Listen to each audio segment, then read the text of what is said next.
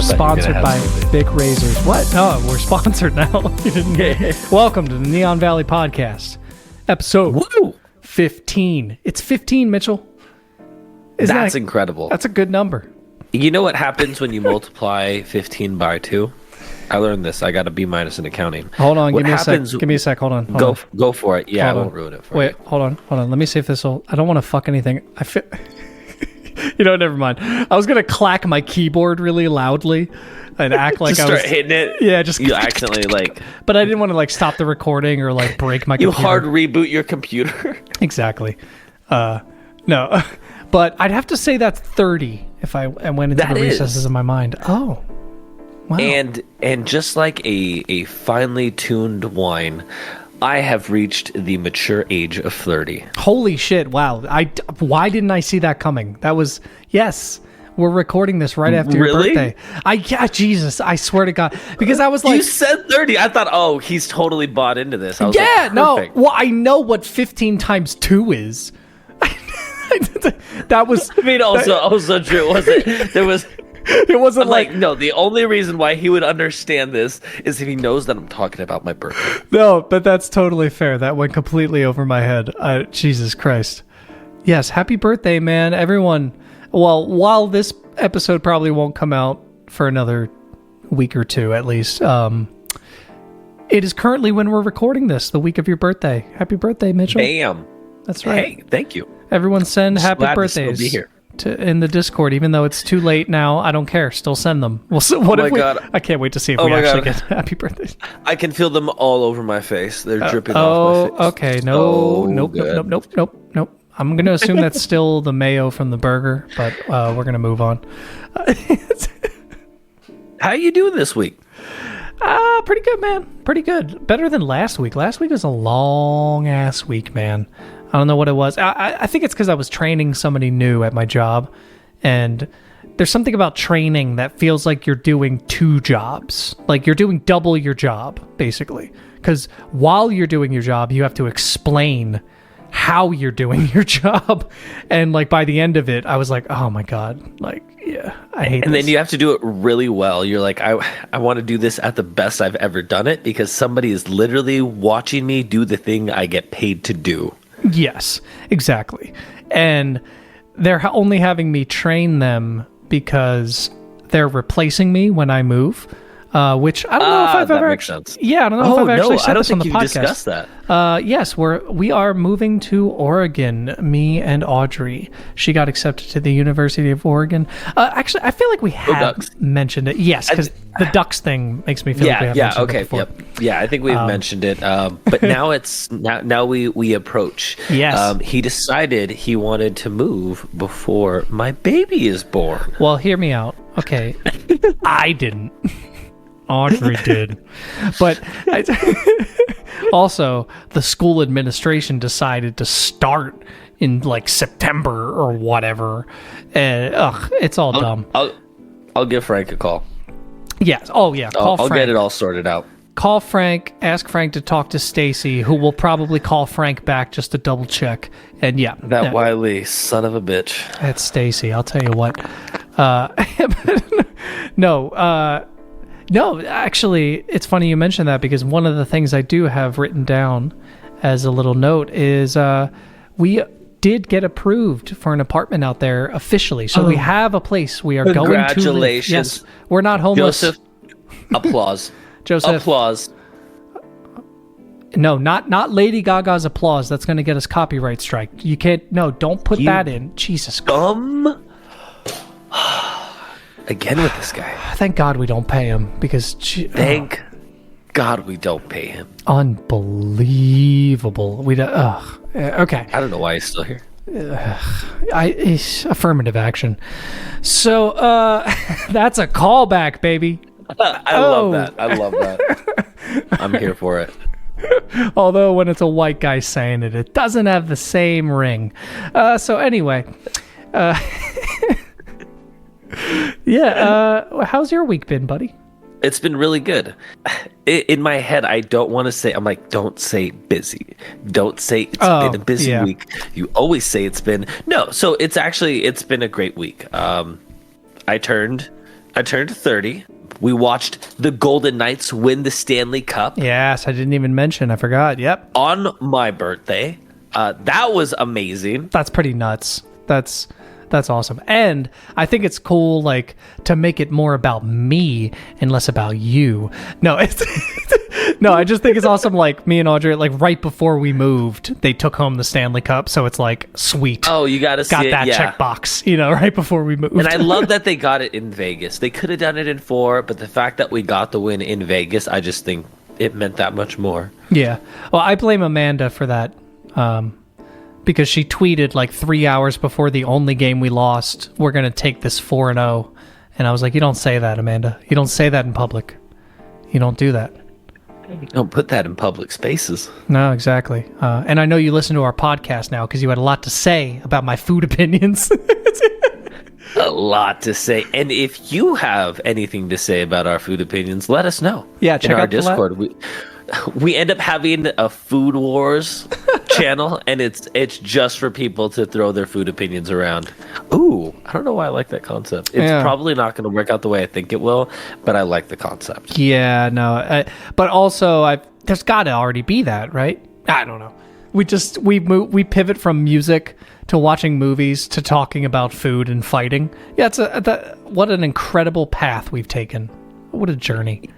Growth, evolution, development. Yeah, no, but Stanley Cup, baby, took it home. Champions. So yeah, great week. Yeah, it's been a good one. Sounded pretty busy, if you ask me, Mitchell. It's Thursday. It's been a busy week. Yeah, it has, baby. Oh, felt so good. We need catchphrases, man, because this is what I'm realizing. We got to lean into the things that we always say because they'll just become merchandise. They'll become merchandise, baby. Been a busy week. I can see that on t-shirt people wear to work. Exactly. And then people will go, "Oh, you listen to Neon Valley too?" And then you're part of the cool crew, the cool kid crew. Part of the pod squad. Yeah, the pod squad. Ooh, I like that. So, okay, I have, did you have any topics you brought today, or did you want to just jump into some questions I got here from the Discord? I was excited about some of these questions we got. Hell yeah. Oh, wait, real quick, that just kind of cut out for a second. Oh. I just want to test my internet speed. Gotta go fast. Because the last thing we want is buffering. Okay. No, that looks good. Okay. We should be fine. Let me give me the first verse of Breaking Benjamin's. Let's just could you whatever. So clever. Oh my god. I'm done with these endeavors. Oh my god. Alone I walk the winding way. The funniest part is I feel like you're actually doing the melody of a Breaking Benjamin song, right? Like I don't know if you mean to, but did you just make that up? What the fucker? What was that? No, that's then when I can't give up, I can't give in. It's not enough, it never is, and I will go on until the end. It's Until the End by Breaking Benjamin, right? Wow. I just got out-memed. I just got, I lose because I don't even know that song. I went into this joking, just assuming that you wouldn't even come close to understanding a Breaking Benjamin reference. And then you started actually singing a Breaking Benjamin song that I don't know. Bravo. It's 2007. Breaking Benjamin Until the End. Bravo. Oh, dude, I know two songs from Breaking Benjamin. That was such an obscure reference I made for myself that I thought that there was no way. Wow. I'm just as surprised, but I know it. It's ingrained. I feel defeated. I lost. That was so. Rito. You gracefully just kamikazed me. That was insane. Okay. So proud of that moment. All right, we do. real quick, because I have a feeling you're referring to Gerbil's question, right? About Yeah. Yes. Did you have more questions? I do. I have one that a Sidian sent. He actually sent it a while ago in the Discord, but I was looking through and I don't think we answered it, and it looks like a good one. So I thought it's a quick one we could answer. Boom jams. Right before we do gerbils. So Sidian asked, what are your Pics or didn't happen events that had no physical way of being recorded? Oh. Because I don't know. I have one if you need a second to think while I... Yeah, you let me know yours, and then let me think about mine. Okay. So I know this is kind of cliche, but it's so vivid of a memory for me and 3 other people that I can't help it. But when I was about 21 or 22 years old, me and a group of friends, you know them well, Mitchell. It was I might bleep their real names. I don't know. But no, we were smoking some weed out at a local smoke spot around the corner, and we got out of the car to smoke a cigarette, and me and Matt are sitting outside of the car, and Matt looks up and he says, hey, look at those lights. And there were like 3 lights in a triangle formation. Now, I'm not a UFO or alien believer necessarily. Like, I think there may be something out there in the universe we don't know about, but I don't think it's little green men in spaceships. You know what I mean? It's not Hollywood. Yeah. So whenever I see something like that, like those 3 lights, I immediately go like airplane or like jet. Like, it's just, I don't assume alien ever, you know? But the fucked up thing was that the 3 lights in the triangle formation started like twisting into each other and doing like a figure 8 formation. So they were clearly not connected. They were like 3 separate individual white lights that started doing figures along the sky. And I know people now may be like, oh, that sounds like a drone. This was 10 years ago. At least. And drones were not as popular. They were not as easily accessible. This was not someone like testing out their drones or whatever. But no, it was aware, and all 4 of us saw it because me and Matt were like, what the fuck is happening? And we pulled Cody and Alex out of the car and made them look at it. And they did like this figure 8 formation and then just zoomed off into the distance. Like, I'm telling you, like full speed, like hundreds of miles per hour shot off. And you know me. You know how I feel about these type of stories. Oh, yeah, you lean farther into there's a very rational explanation for this camp. Yeah, if you need any more indication, just listen to our House on Dice Road episode, and you'll understand how much of a skeptic I can be. So when I tell this type of story, I have no other way of explaining it. But I have no video, I have no pictures, I have nothing. So, yeah, that is mine that I have. I got kidnapped by a shark once. No. Is that your way of saying you have nothing? Not to say like I haven't lived an interesting life. I'm like, I feel like I have photos of a lot of the crazy things I've done. Because like one thing that I thought like, oh, I had a birthday party in a penthouse suite, but I'm like, but there's pictures of that. Because I'm trying to think of moments that we've had together that people might not believe, but did happen. But yeah, that's a pretty because then the next thing I was like trying to get to was like, okay, so what were the moments at parties that we had gone to where like something happened in the night and we're like, what the hell just, oh, okay. All right. So I do remember a story now because that kind of triggered a memory. Me and a group of friends in high school. Back by our high school, there's a lot of just open desert area. So there's a ton of people that have pickup trucks and will just kind of go drive off and kind of do hikes and whatnot. And the bros. When you're in high school. Yeah, exactly. You just go out there to throw cans and talk about the good old days. Shoot varmints. Yeah, I was doing sport ball, so I wasn't with the vermins. Neither was but I. in those times, we would have a lot of bonfire parties out in the desert. And one night we were having a bonfire party, but this was at someone's house. But for whatever reason, we wanted to drive to the desert. Like, we wanted to go drive out, and somebody wanted us to go. Maybe there was a bonfire that we wanted to go to out there, but we're going down this road, and it's just pitch black. You can't see anything. There's this giant hill in the area, and behind it, obviously, the whole city is lit up. But there's no streetlights around this area. This was before the area got kind of built up more to be residential. And Before we're on lights this were invented. Exactly, before lights were invented. And we're on this little dirt path. And off to the left, kind of behind a bush, we see a kind of bag that looked almost like the size of like a sleeping bag. Oh, no.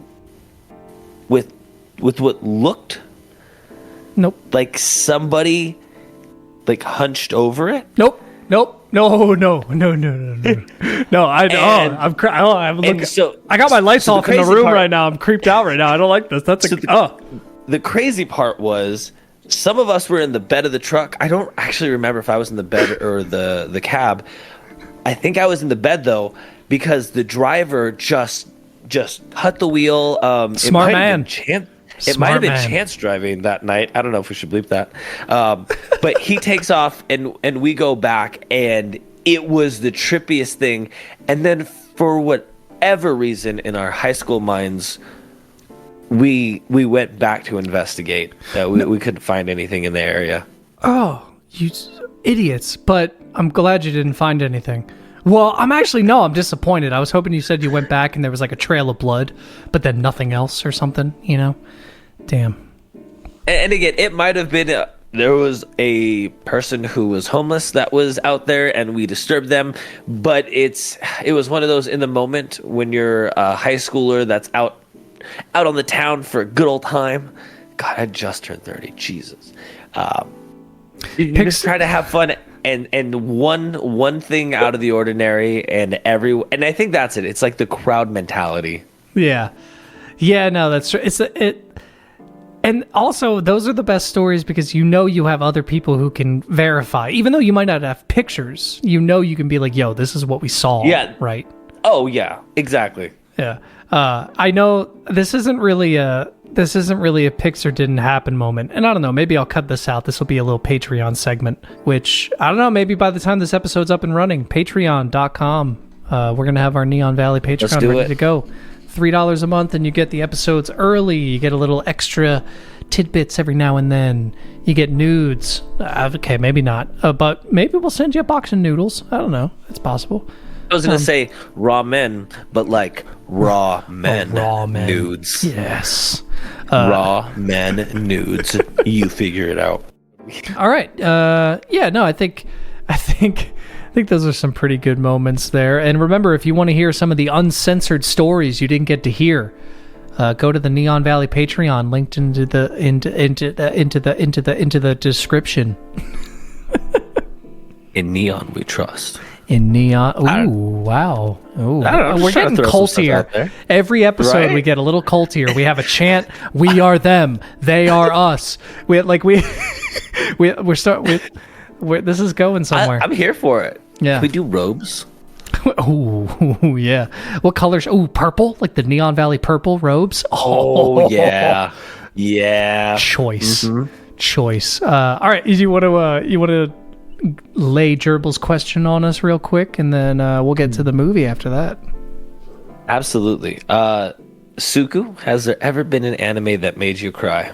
Oh, that is not the question I thought you were going to ask. Oh, really? Okay. Yeah, wait, did you miss the one he asked? No, you liked it. No, I thought you were going to ask the most recent one. All right, yeah. Oh my gosh. You know what? I don't know why I read that one. I meant to do the most recent one. All right, you want to do a lightning round of an anime that made you cry?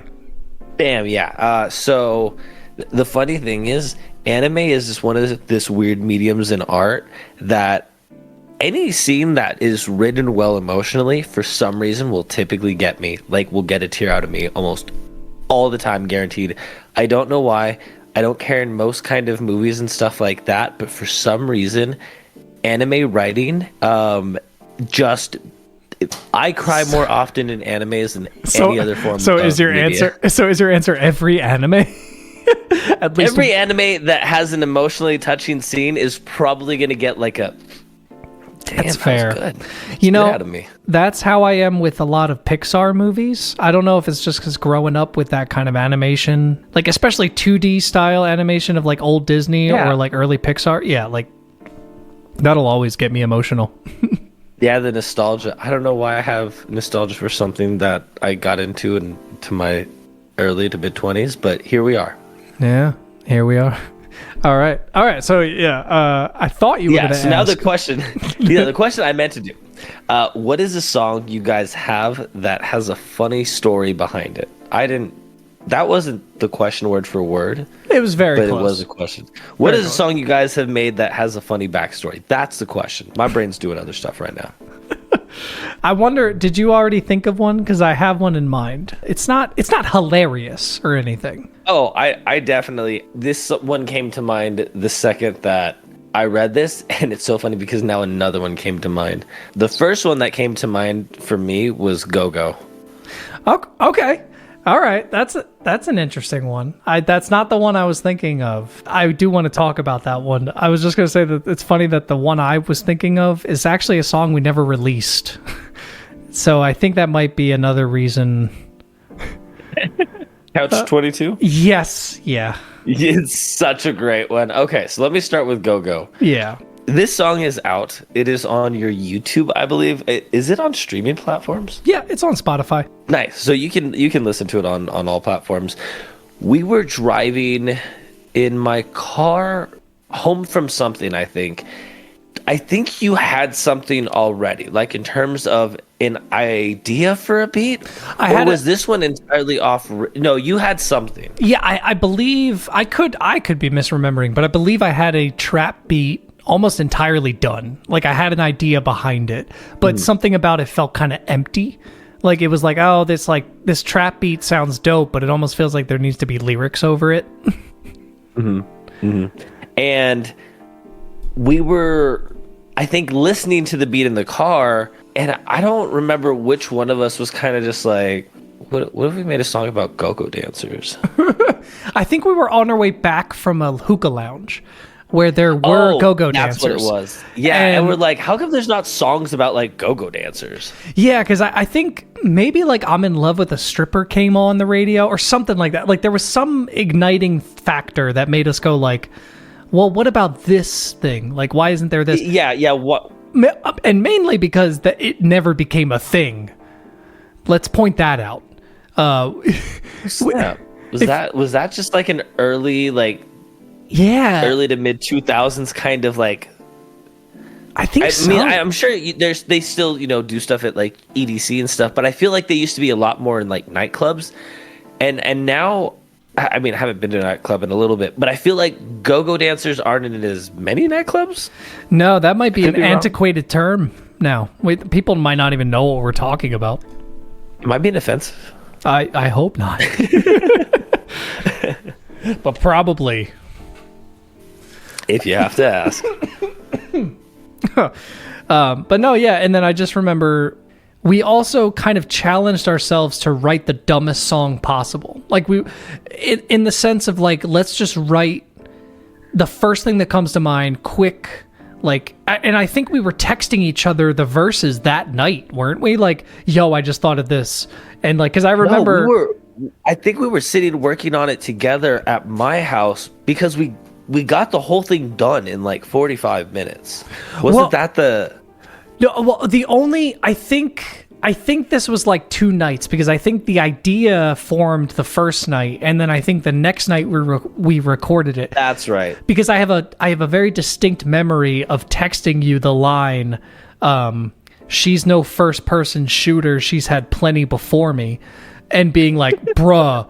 Like, because I made like a video game reference the line before. So I was like, bro, I made a video game reference. And then I said first person shooter. And like, bars. Yeah, exactly. I have a distinct memory of texting you that and being like, yup, he's going to be impressed by that. It was good. It was really good. Please like me. But yeah, then we recorded that song the next night on the little tiny blue microphone, the ball microphone, in your dark ass room, the spare room. But we did it. Yeah, and you know what? It doesn't sound like it was recorded by two 17, 18-year-olds in a dark spare bedroom of their parents' house. That's my argument. Yeah, no, it would, and I will go on record for saying I don't have a photo of this. I have a photo of us like there at the hookah lounge that night, but when we walked in, very shortly after, the DJ started playing our song that had just released, and go-go dancers were dancing to our song. Yeah, that was a highlight. That was a moment that I don't think I have a photo of that happening, obviously, or video. True. Same with when we performed at Legacy. I don't have any photos of that night for some reason. There might be one or two on my Facebook. I'll be honest. There might be one or two on my Facebook. I don't know. I don't remember though. We actually had a lot of people there. Yeah, and that was a good night. Yeah, we don't have a lot. And then the night, the album release at Three Kings, when I did like the DJ set, we had like the booth set up, and I sold 2 CDs. That was pretty sick. Wow. That was pretty sick. That's a trip down memory lane, I'll tell you what. So all right. All right. Should we tell the Couch 22 story? Oh, absolutely. Okay. Go teeing it up. So I'm going to make this even spicier because this episode's already probably going to be a little bit long. If you want to hear the Couch 22 story, you better join that Patreon, boy. You better head over to that Neon Valley Patreon because this is a secret story. This is spicy. Such a good story. And I'm not just saying that. Oh, no. We would never over-embellish something just for you to give us money. Disgusting. Such a great story. But $3 for a good story? I'm just saying. Are you kidding me? I'd pay $20 for less. I've spent $15 for more. Okay. So there you go. It's a little extra stories there for you spicy listeners. Oh my God, the spicies. It's too hot for me. I can't handle it. All right. And that's right. You don't get to hear the end of that story. The normies listening to us on our normie podcast, but we still love you. We still love you at the end of the day. God, how we love you. Yeah. All right. You about ready to talk about the movie, Mitchell? The movie you suggested? Is movie time. I forget. Do we have a name for this segment? Is it a segment? I had a name. I had a name written down somewhere. You look at a piece of paper, it just says Greg. You're like, yep, that's a name. Not a good name. It's nope. I don't got it. But it was basically like the movie review club or something like that lame. It was very basic. I feel like there's something, whatever. It's not important. But that's the part we're in. Fluorescent flicks. Ooh. Okay. Getting a little fancy. On brand. Yeah, I like to think of it as like a movie club, though. We have like a weekly movie club where if you want to watch along and, speak your 2 cents, you have that ability. Yeah, and you can argue with our opinions or point out things we missed in the Discord. Yes, which we will do, for sure. All right, so you suggested this movie last week, so why don't you introduce it for us? I absolutely will. This star-studded film of people I had never seen until I watched this movie is called The Platform. It's available on Netflix, and I am searching it right now because I accidentally closed my browser. Bam! It's got a star-studded cast like Emilio Boale, Zorian Iguilera. All right, I don't want to butcher these people's names. I'm that glad I actually made trying you to say them. I didn't even think about that part, but I'm glad I made you introduce this because, oh man, oh boy.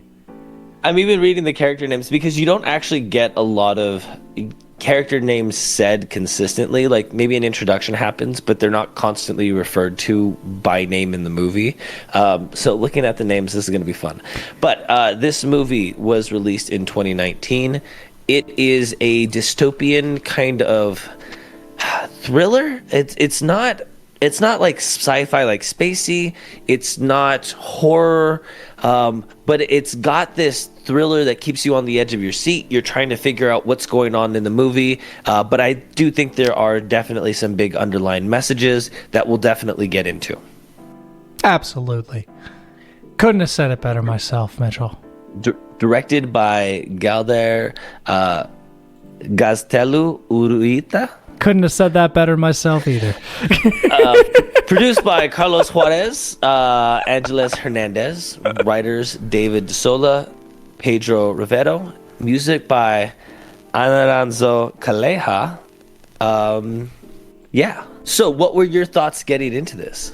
All right. So I didn't know too much about it going into it. I know it was a Spanish film. Which I did want to ask you, did you watch dub or sub? I watched dub. Normie. Yep. Fucking normie. So I was a real man and I watched the sub. I'm trying to catch things in the movies though. I want to make sure like there's nothing in the scene that I'm missing because I'm only looking at the bottom of the... I'm a fast reader. So fast boy. You got the fastest eyes in the West. No, I'm just kidding. I do. Luckily with this movie, because I agree with you for the most part. I'm usually a subtitle person. I want to hear the original voice actors and the intention. Like if it's an animation, I want to hear the original voice actors, and especially if it's a movie like this, a dub will distract me way more because all I'm going to be doing is looking at their mouth and going, that's not what they're saying. Like that's way more distracting to me than reading something at the bottom real quick and then just kind of keeping up with the Spanish, you know? Oh, I've had to definitely not specifically look at their mouths in order for me to like make it work. So then how can you say you're not missing things? Because you're purposely looking away. I'm just kidding. Well, because it's one thing on their face. Yeah, well, what if their face is telling the entire story? No, I'm kidding. But that for me at least, it takes me out more than subtitles do. So yeah, I watched this with subtitles and I'm glad I did because I think that there was little moments that I think were better through the original voice acting than I think would have been through English. I don't have any guarantees of that, but like for example, the character Tremegasi, the old man, he kept saying "obvio," which was obviously in English, and I don't know what. Did they say obviously in the American translation? Actually said obviously. Yeah, but there's something about the quick, concise obvio that like when you kept hearing that, it was very like it was more impactful than I could imagine hearing someone saying obviously. You know, I don't know. There's like certain, because like that's the way language works. Like there's certain meanings behind even the sounds that the words make that has more of an impact. And like I keep to myself, I still every now and then repeat to myself "ovio," because like I can't help it, like because like they said it so much in the fucking movie. That's fair. But yeah, no. So it's interesting that we had two different experiences in a way. Okay, so I'm stalling a little bit. I haven't actually said anything about how I feel about the movie. Okay, so I also really quick. Oh yes, it's hysterical on here under the wiki. I said I'm like it's not really science fiction. It's not really horror. It's described as a 2019 Spanish social science fiction horror film. Yeah. So according to Wikipedia, I'm just entirely wrong. I wasn't going to say that you were entirely wrong, but you were a little bit wrong. No, I know what you mean though. It's not like, there's no spaceship. Like, I don't know why Yes. I assume like science fiction has to be with some kind of like extraterrestrial something. Like, there's got to be some level of alien technological future stuff. It's not Deus Ex Machina with like AI robots and Right. shit. You know what I mean? Like, it's Right. Yes, it's weird, and it needs you to have suspension of disbelief for certain things because they never explain them. Like, for example, just how the platform works in general. They'll never hope that they'll explain that. And I didn't really. I had no intention of them explaining like how this thing worked. But you need that kind of suspension of disbelief for this movie because there are things that are weird, which makes it that kind of science fiction. Because you don't really see the outside world. You only really understand what's happening in the platform. Yep. But again, I'm skipping ahead. I'm talking a little bit more about the movie. I should be talking more about my thoughts. Yes. So what were your thoughts before, you started the movie and then going into it? Okay. Going into it, I was hopeful, but a little worried because I felt like just from the description of the movie and from very little I knew about it, that I already kind of understood what it was trying to say. And sometimes when movies do that, there's that hope that there's at least more to it. You know what I mean? Like, because otherwise it just feels like an idea that's been drawn out to an hour and 40 minutes. It's like, okay, yeah. So going into it, I was like, all right, I hope there's more to it, but I'm not quite sure. And as it started, I'm going to tell you, brother, that first half an hour, I was disappointed. I was getting real disappointed. Really? Yeah. Oh, yeah. I didn't hate it. I will say this because, again, I'm sure when people listen to this podcast sometimes, they'll hear me talk about things and they're like, oh, my God. What does he Here like? he goes again. Does he like anything? And I get that. It's fine. But I'm just speaking my mind. This is how I feel. And it's... Yeah, I didn't hate it by any means. Like, it was shot very well. I love the acting. The acting is incredible. Even in a language I don't understand, I could tell that they're good actors. Right. Like, they played parts of fear, parts of power, like whatever the character was doing, like you bought that from the actor. Yes. Or actress. I appreciated certain parts of the movie. Like, I like the Don Quixote reference. Like, that's the book he brings in as his one item to the platform. I liked that because I felt like that may have been the other layer that at least kept me interested because I felt like there was similarities between the Don Quixote story and Goring's journey. Right. And absolutely. Yeah. So that was another thread that did keep me going. But yeah, so for the first half an hour, there was a lot of lines in the movie that felt like they were kind of bludgeoning me over the head with the message, the theme. Yes. Where I got it. Yeah. Like that's the only thing I just kind of kept thinking was I get it, because there was this idea where like for example, the thing that boils it down is when, Goring and Trimagasi are talking, and Goring screams down to the people below, and they're like, oh, don't talk to them. And he's like, why? It's like, because they're below you.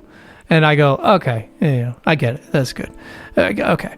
And then he screams up to the people above him, and he goes, oh, they won't listen to you. And he goes, why? And he goes, because they're above you. And like, it's like, okay, it's so blunt with the message. It's like, oh, like it's spoon fed. Yeah, it's not a bad message, and it's not even conveyed terribly. There's something about because they make that point 3 separate times is what I should say, because they have that conversation, and then he pees on the food that goes down. He's like, well, why'd you do that? And he's like, well, because the people above us will probably do it to us. And it's like, okay, that's the same conversation you just had 5 minutes ago. Like, if you're trying to convey themes and like progress the story. That isn't doing that. But I did like their interactions. I liked their relationship. They worked off each other very well. The old man and Goring. Yeah. I will admit. Okay, I feel like I'm going to rant a little bit more, so I kind of want to let you talk a little bit. Okay, so at this point, Goring is signed up for the Vertical Self-Management Center. So in this tower of the pit that they kind of refer to it as, there are floors. So he's on about the 46th, 47th floor, floors above, floors below, and the platform comes from the top and it goes down to each floor. They get a indiscriminate amount of time to eat. They don't really say how much, but it's clearly a very short period of time. And the people at the top floors are going to get the best food, and they might even treat the food terribly if they wanted. They could piss on it, whatever they want to do. There's no rules. So obviously, the lower down you go, the less you're going to have. Where they're at, Trimagasi kind of lets him know, oh, you're not actually in a bad spot right now. And he even mentions when you're too high up, that's when you jump, and then when you're too far low is when you start. So kind of saying like when you have everything up there, sometimes you realize that it doesn't matter, that you're still in this pit, as I think kind of the message behind it. Yeah. And so he's kind of trying to, and it's not like, oh, he's been kidnapped. He's clearly there of his own accord. Yes, he signed himself up. Goring. Yeah, he signs himself up. I believe they show that in the opening kind of scene that he's talking with the lady, and he's kind of saying, yes, I agree to go to this. Yeah, because I think he wants to quit smoking and finally read the book he never read is kind of the main... Whether or not that's the real reason, that's the reason he tells people, Well, no, at least... He says that he wants to get his degree, so they said he would get his degree if he spent 6 months in there. And that's true too. Yeah, so he's like, oh, I can also, quit smoking by not taking cigarettes in there.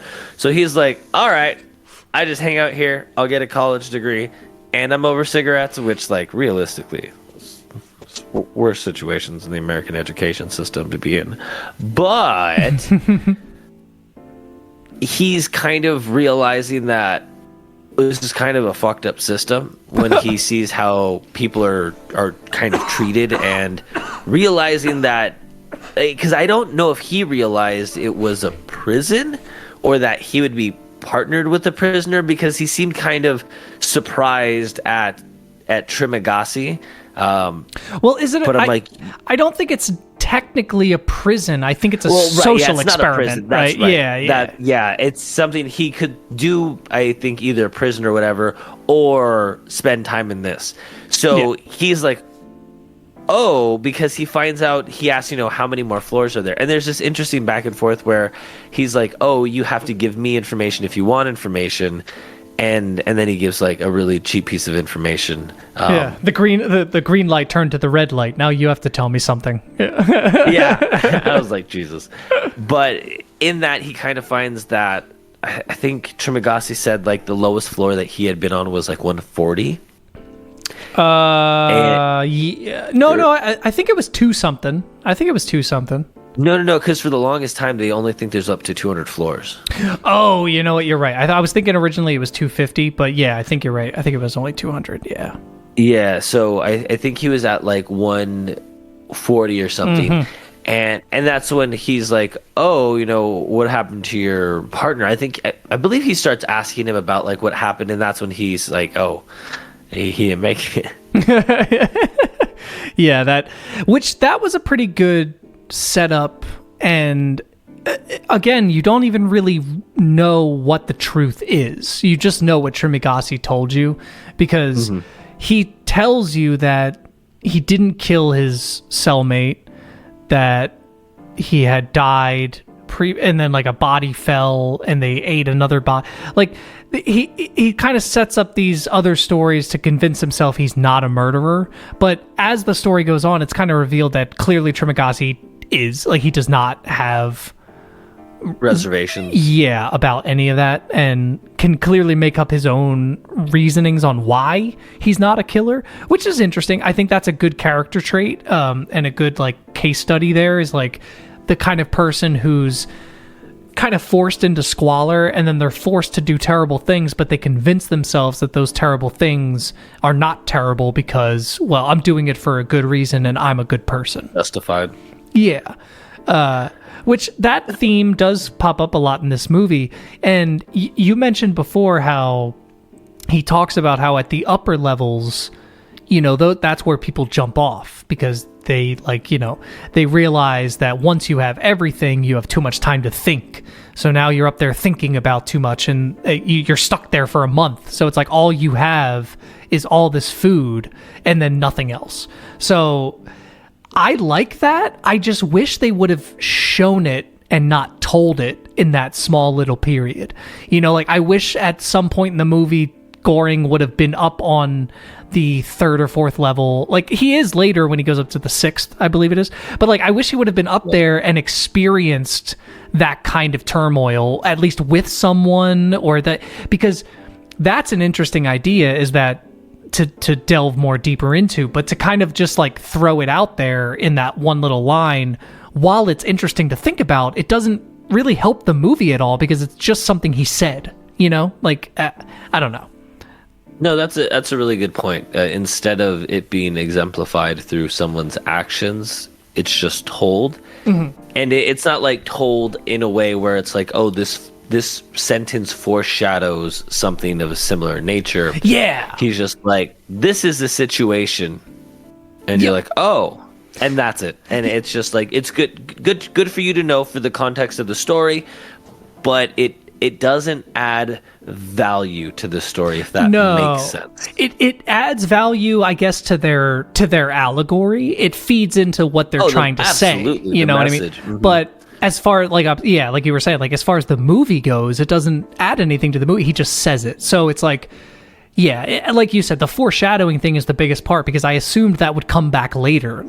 He would have to directly involve himself with someone who's going crazy because they have everything. And they've been they could have even had a character who's been on the 2nd floor the entire time or something. They never take him off of the 2nd floor and he's going fucking crazy or something. You know what I mean? Like that. Or even they're a glutton and they're just... Oh man, there's a couple things they could have done with, if anything, maybe, okay, this would be a cool concept. If it starts with showing more of those bottom floors, and then the next movie is more of a focus on someone with the problems of the top floors. True, or maybe even if they made it a Netflix series, instead of a movie, it was a 4 or 5 episode series where you got to actually see all the levels. Well, not all the levels, but you have 2 or 3 people you're following in terms of story and learning about, what if they got paired on a platform? There's again, I think the concept was genius. I love the concept behind it. Yeah, that's the thing is it's a solid foundation concept, It's got a great platform. Exactly. I was almost going to try to tie that in somehow. But it's funny too though, because it's one of those concepts though that once you start asking more questions, the more the answers just kind of have to become it's just well, it's the movie. It's the movie. Yeah. And that's not a huge ding against it because there are a lot of movies like that, and there are a lot of movies like that work. And it's not like that's an inherently bad thing. There are just a few things about this movie that just I feel aren't explained enough, or I don't know. I was struggling with this movie because, like I said, the first kind of half an hour, I was a little disappointed. I'm waiting for more to happen. And the interesting part is that about halfway through, more interesting things were happening. And I was really, I liked the progression of the second act, when you're introduced to the character that he's now roomed with, because Trimagasi dies. He's killed by the woman who is searching for her child in this platform. Oh, yeah, we didn't really cover her. So there's a woman who's been in here for months now. Miharu. Yeah, Miharu. And she's looking for her child who does or does not exist in the movie originally. You know, like that's the big question. Like, is she just crazy? Is there actually a child in here? Because there was a rule that there should be no children in this facility. You know, that's one of the rules of the Foundation. 16. Yeah. 16 and older only. Yeah. Trimagasi is killed by that woman. She slits his throat, and that's when Goreng gets his first taste for like human flesh and starts like feeding on them, which, you know, is an interesting concept. You know, it's like almost like an eat the rich thing, eat the poor. You know, it's like literally eating themselves to survive. You know, there's more. You know. Yep. But he gets he gets put into a room with a new roommate. He gets a new roommate, basically. And this woman was the person who originally interviewed him to get into the platform. She works for the facility. And that's when things, you know, they start picking up a little bit. It's like, okay, now one of them is forced to be in there. It's like, why is she in there? What's going on? I liked that aspect of it. There was something that, and now that we talk about things that like they kind of didn't explain, and especially because I'm friends with you, these things stand out to me more, and it bothers me. When she's talking with him, she's going down the list, and there's two boxes, one on the left, one on the right. And everything she's saying, X, X, X, X, X, down the box on the right side. And then he says something, and she kind of looks at him, and I don't remember what the back and forth was, but it kind of finished with her saying, you know, does that bother you? And he's like, no. And then she marks a different box, and then went back to marking the rest of the boxes. Yeah, but I noticed that you too. couldn't read anything. Nothing's ever brought up about like, because you answered this, that's the only reason why you're in, like nothing. And it's in those moments when you're taking enough time for the camera to pan through like someone doing something like mundane or consistently, and then a stop and a break and a focus on something. Yeah, you need to follow that up. I need to pay attention, right? Like there's you want me to pay attention to this. That's why you showed me. Because otherwise, if they had done the same scene, but it's still them zoomed out and not zoomed in on the paper, and she marks that box, but she's still just talking to them zoomed out, I wouldn't have thought of anything of it. Yeah, no. But because they zoom in on that. Yeah, it felt like a cut scene or something. Like there was something else to follow up that. But yeah, because it feels like such a clear setup to something in the future for them to follow through with. Like it's such a clear, like the music stops, she ticks a different box, and then it continues. Yeah, but it doesn't. And I maybe there's subtext that does explain it, you know. That's a possibility upon like multiple rewatches, you know. There may be some kind of like, oh, that's the thing that he's most afraid of, and they really leaned into that. I don't know. But yeah, I did notice that too. I liked her character. I think she was a great actress. Like I said, all the people in this were very good. Obviously I'm not familiar with them as actors. Top notch. Yeah, big fan of the acting in the movie. Yeah, even though you didn't hear their real voices, you traitor. I don't have a comeback, so you take that. Yeah. You just run with it. That's all right. Well, could you? All right, pause the podcast. Dude, that's a little fucked up. Could you? No. No. I know what you were trying to do. I understand what you were trying to do. I don't think you really do. No. I think I understand what you were trying to do, but you hurt my feelings, and So you do understand what I was trying to do. Oh, so that's how it is. Joseph, cut that out. So that's how it's gonna be. Okay, so I'm glad we brought up Mihori. Is that her name? Mihori? Miharu. Mihorny? Miharu. So her character was a bit confusing to me. Same. I get, but I didn't know if I just didn't get enough of the message, or if they didn't give me enough to, because again, sometimes they hit you with a blunt hammer of a message, and sometimes they like whisper it in a different room that's soundproof. Well, I guess I don't know if I agree with the latter half of that. I definitely agree with the first half of what you said, but the second half I don't know, because maybe it's just so nuanced that I just am missing it entirely. But this movie feels like one of those things where I very clearly understand almost everything they're trying to say.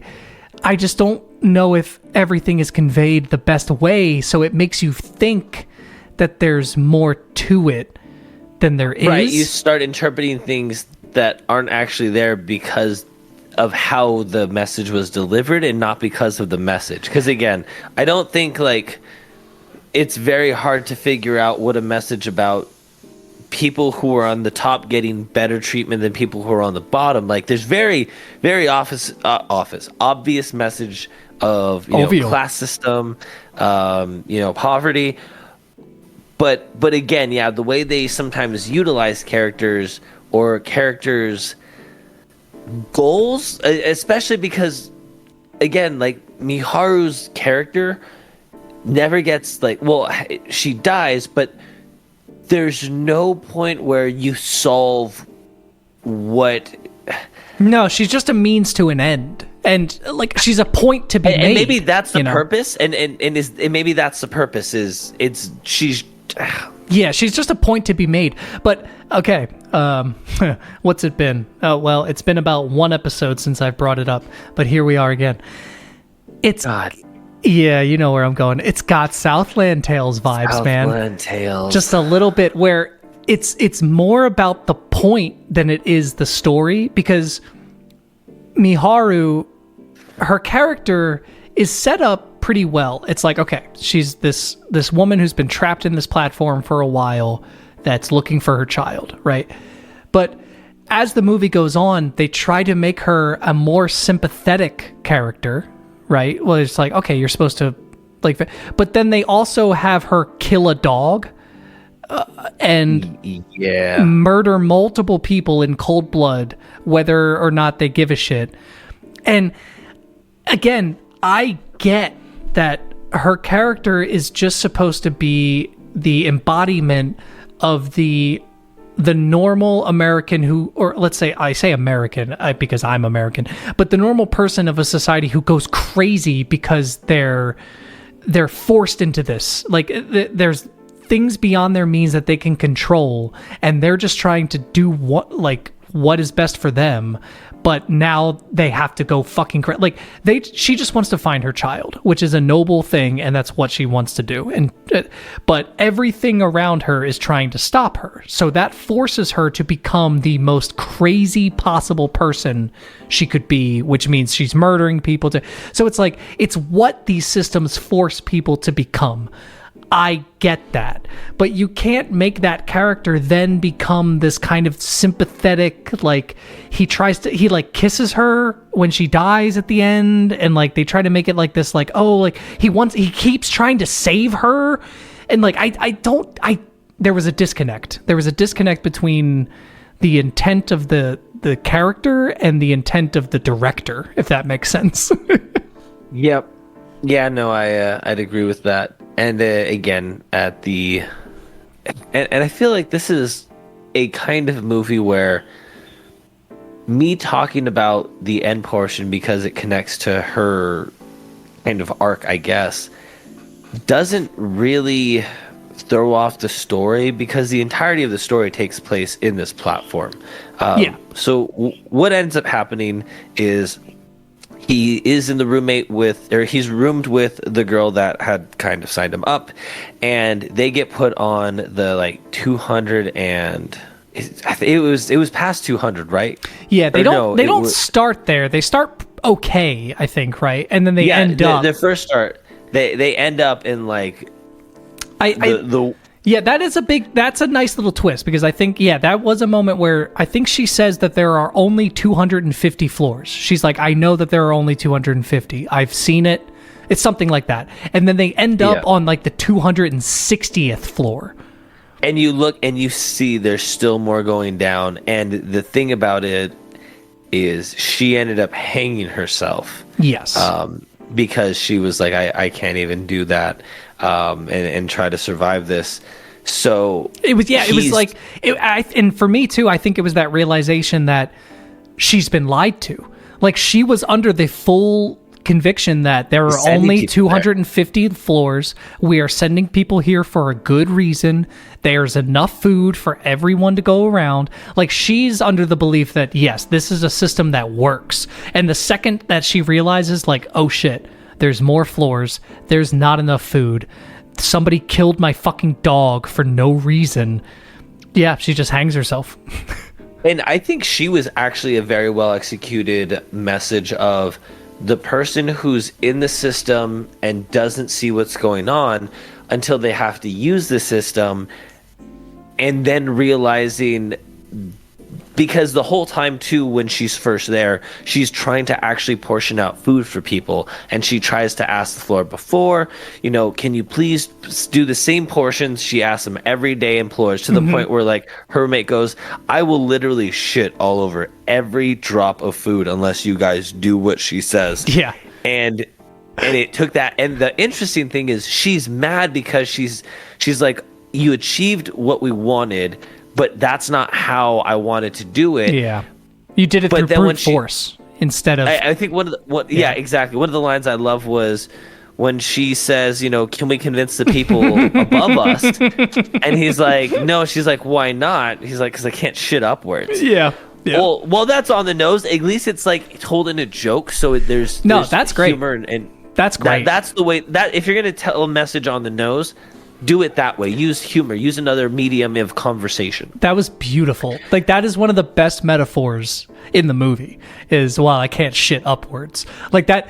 Yeah, no, that's perfect. Like, it's almost like they could have cut out one or two of the scenes with Trimagasi, and that could have better displayed a little later in the movie the dichotomy between the upper and... But even though you already know it, that's a better metaphor for what... That was the best metaphor, the whole movie, and a great joke, and the best line in the movie, in my opinion. Absolutely. Yeah, but I think her character, and maybe it was because it was for such a short period that she was there, she played that really good part of somebody who is trying to, somebody who finally sees the problem and is unable to take it. From there he survives because he eats her meat. And I think there's even, like, in his, like, hallucination, she's like, see, I hung myself, and that way you have fresh meat. I didn't jump, so that way you can eat. And I think he actually does eat her, again, out of necessity. And I mean, to be fair, he got eaten. Trimagasi, when they were on the lower floors, had actually cut slices into him to start to eat, and that's when Miharu had jumped down and saved him. Yeah, which is the whole inciting factor for that's the thing that really sets off Goring to be more vindictive. Like, oh, fuck it. Yep. Like, if this is how people are going to act, which again is very real. That's how life works sometimes. It's like, you try to do your best, and then after so many people just fuck you over, you go, okay, fine, I'll just fuck you all over then. It's a very human thing. The things I do appreciate about this movie are, like, how you mentioned her character is a good embodiment of that kind of realization you're part of a system that you're not even fully aware of, that's actually terrible. I liked it because, again, there is a sense of connection to the Don Quixote book he brings, because I'm not going to act like I remember all of Don Quixote. I watched a movie version of it in high school, and then read the Spark Notes version for a project, it's like that type of shit. But I do know it's about a disillusioned man who basically goes on this grand adventure, only for the end of it to realize that he was just kind of lost in his own reality and dies. And that's kind of the whole story. And he meets people along this way that teach him different parts and ways to view reality. Like they kind of try to bring him back to reality through different means. And I feel like this movie has those exact themes where Trimagasi is a character who tries to make him realize like, oh, it's eat or be eaten. You know, like it's the dog eat dog world. That's the reality. And then you have the character who works for the company. I can't remember her name right now. Do you have her name brought up? Imogiri. Imogiri. Oh, interesting. Yeah, she embodies the kind of character who's trying to convince him like, no, like this is all good. This is for the betterment, you know? And then, you know, you have the Baharat. Exactly. Who's the literal character of like complete disillusion, like not just disillusion, but just being like, none of this matters. Don't believe any of it. It's all bullshit, you know? So it's like he's meeting these characters. And then you even have the character he meets on floor 6, who's like a very religious kind of. Oh, that's the Baharat guy. Yeah, Baharat. Oh, I thought you said Miharu when you said Bihar. Oh, no, Baharat. yeah, Sorry. yeah. My bad. Yeah. That was Discord. But I also felt like he was showing, or I couldn't tell, because again, at one point I saw like the religious side, but I also wasn't sure if he was just using that. But I also felt like being a minority trying to climb up and trying to ask for help, and literally being shit on. Yeah, no, that was rough. It was a great scene, but yeah, it was rough to watch. I do think that it was genuine in the religious sentiment, like not only in the sense that I think that again it was supposed to be kind of like an epic journey where he met someone who's on their own kind of quest of God. You know, yeah. He's on his quest from God. You know, and that's another. Again, that's another view of reality. Yeah, exactly. So it's kind of taking him through all these different views of reality. And that's so that middle portion, again, is when it really picked up. Like I said, I liked like these new roommates he had, and Baharat, like his character was incredible. I loved him. And when they start going on their little quest to like get to the bottom floor is the best part of the movie. It's the best part of the movie for sure. For sure. And the whole time I'm like on my seat because I'm like, what's going to happen? Yes. Because what they decide is the only way to fix this is to go down to the very bottom floor. We'll make sure we ration all the food. And then at the very end, when the platform goes all the way back up, because it always happens, like very late at the night, the platform will come flying back up, but it comes up so quick, you could never try to jump on it. By the time you try to jump across, you would be crushed in half. Yeah. So they were just going to ride it the whole way through.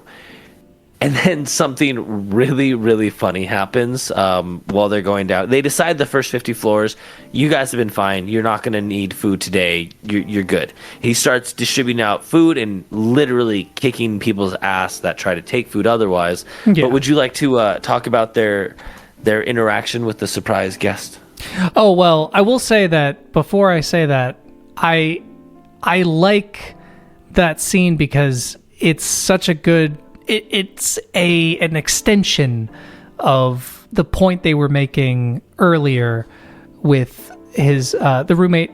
God, I can't remember her name. Her name is Emo. What did they call her? Imogiri. But they didn't call her that in the movie. There's no way they called her that. They gave her like a nickname or something.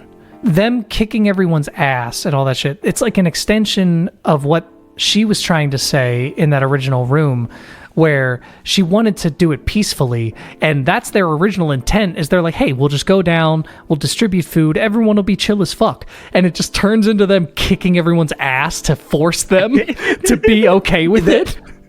I didn't know if it was supposed to be kind of funny, because it was kind of really funny, but again, it had to be. Then you get to the wise man who's just like, is this how you send a message? Yeah, so that's... And they kind of just look down at each other like... He's like, you're standing on the food. Yeah, so that's the part you were talking about, right? Where they go down and apparently...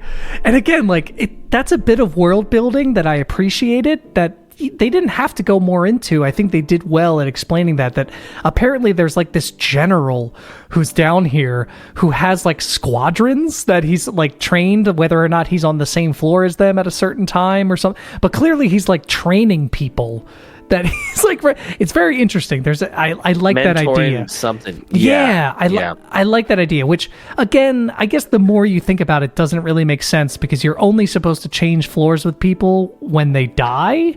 So it's like, how does he know him from another floor if they're not on the same? I don't know. I'm sure there's a way to explain it. And he was trying to talk to people that were actually below him and be nice to them. Yeah. Or on his journey up through the ropes, he met him. Yeah. You know, it's very possible. But again, a place where they added this little slice that's super cool because you get this wise explanation of that. Feels, again, they're going to tell you a message, but it doesn't feel like Trimagasi just like, that's good and that's bad.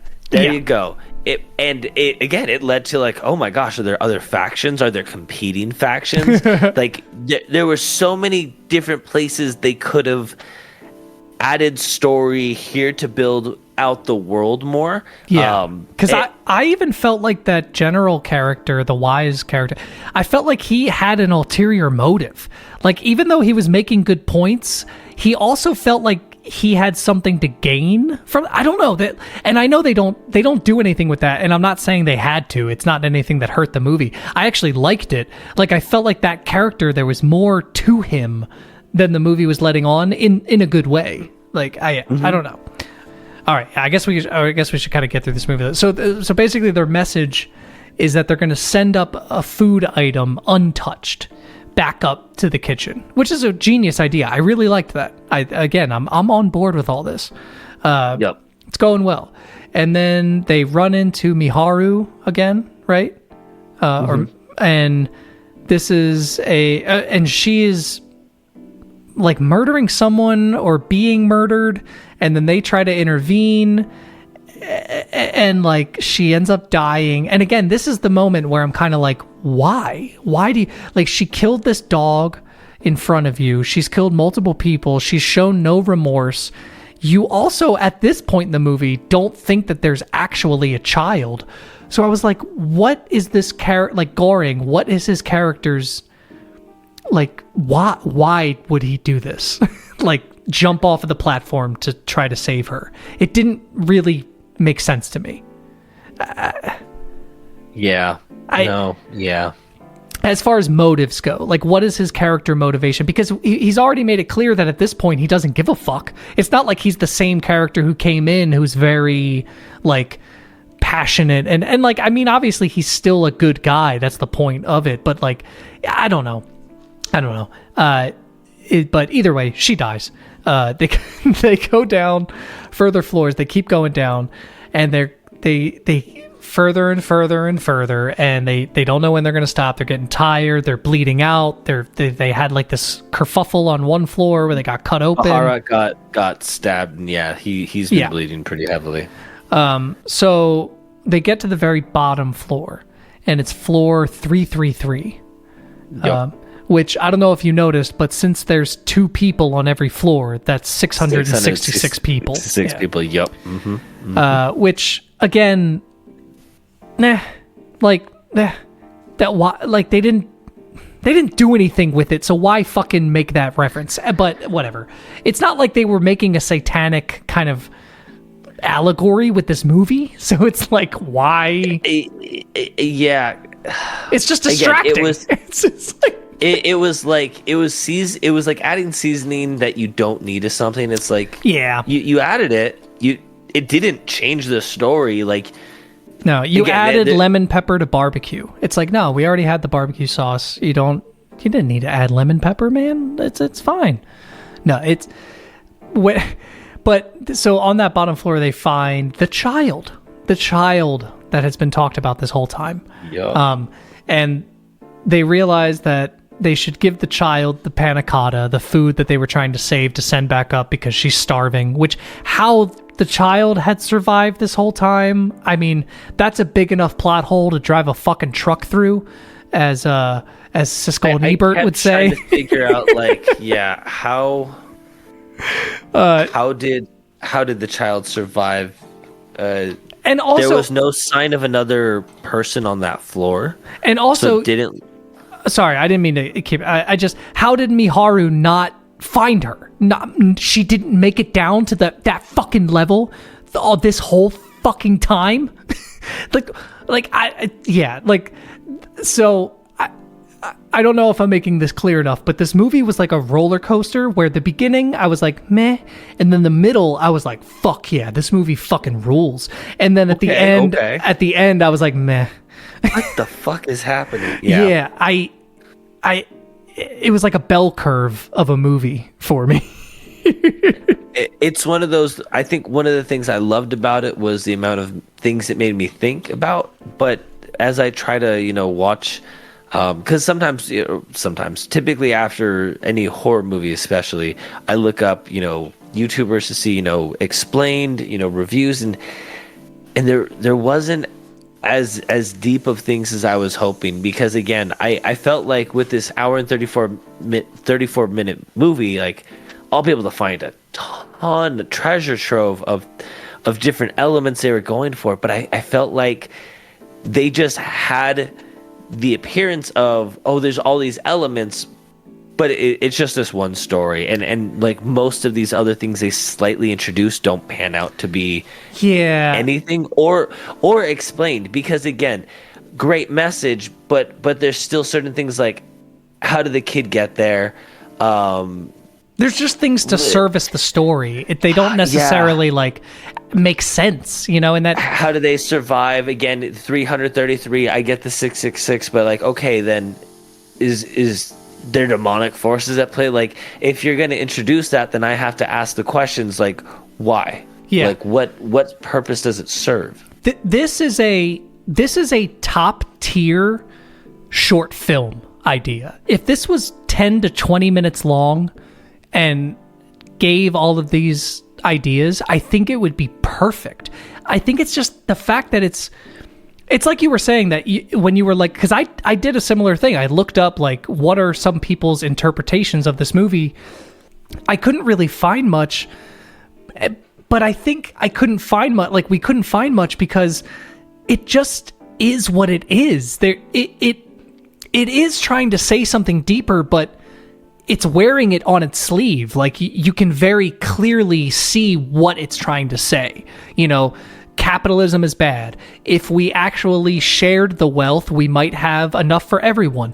But at the same time, the system makes it so that there isn't enough for everyone. Like, there's... I almost wondered if it was a shot at socialism to say, if everybody had their fair share, it still doesn't work out. Yeah, a little bit. But I think, again, that's more of a shot at the system that created...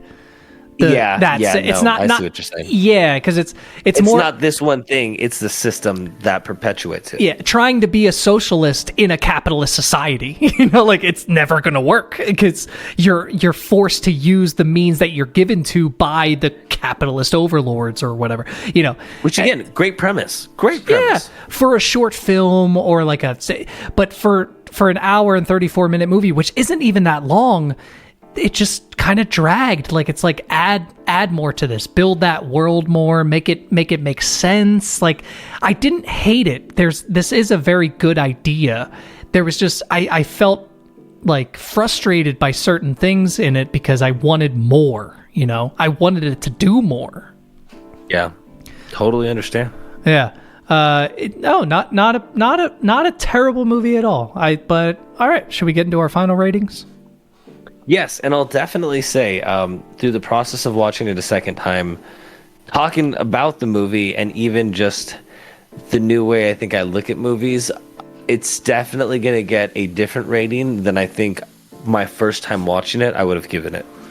Yeah, that's interesting. I was curious if that would happen or not ever on this podcast, for either of us, which I thought it would. Also, fun fact, I don't know if it's directly what inspired it, but Gordon Ramsay has a cooking show called Next Level Chef, and it's a platform that starts at the top and it works its way down. The top kitchen has the best kitchen equipment. The bottom has the worst kitchen equipment. Wow. And I'm pretty sure I'm almost no, that's blatant. Without a doubt, he saw this and was like, cool, we're making another cooking show, and it's a really good show. So Yeah, wow, that's awesome. If you like Neon Valley Podcast, go to Neon Valley Podcast / Gordon Ramsay cooking shows for your free subscription to nothing. Exactly. All right. What do you give this movie? I originally probably would have given it somewhere in the range of an 8 because I really liked it, but the more questions I asked and the more I think I look at things a little bit more critically, or at least with a bigger magnifying glass, I'm going to give it a 6 because it still leans on the side of a good movie that I would recommend to people because I love the premise. I think there is a message you can get behind, and the acting is well done. It's just there's too many questions for me to put it any higher that without me just making assumptions. Yeah, no, that very well said. It's funny. I'm right exactly there with you. It's a 3-star. It's 6 out of 10. Not terrible, not great, but good. Like it's just it rings.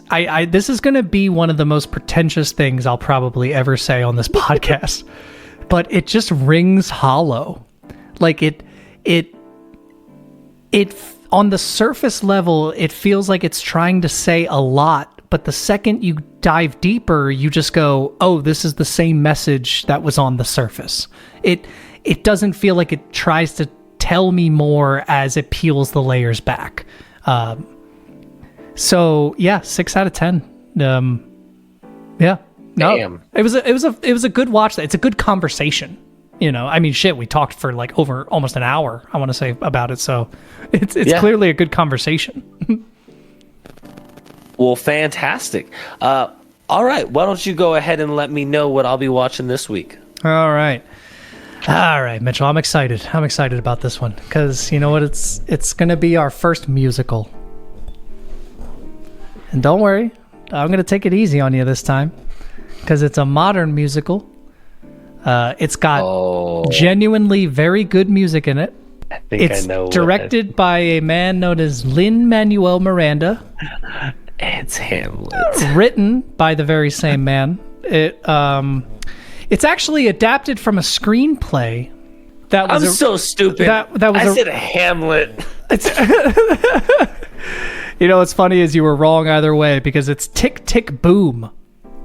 Oh, I thought you were going with Hamilton. I thought I'd throw you off with that one. So this is actually directed and written by the same guy, but it's an adaptation of a musical written by a man named Jonathan Larson, who Andrew Garfield's in this. All right, I'm not going to look up more, but because I don't want to know what it's about or anything. But okay, so Tick Tick Boom looks like Netflix. Okay, perfect. Yep, free to watch on Netflix.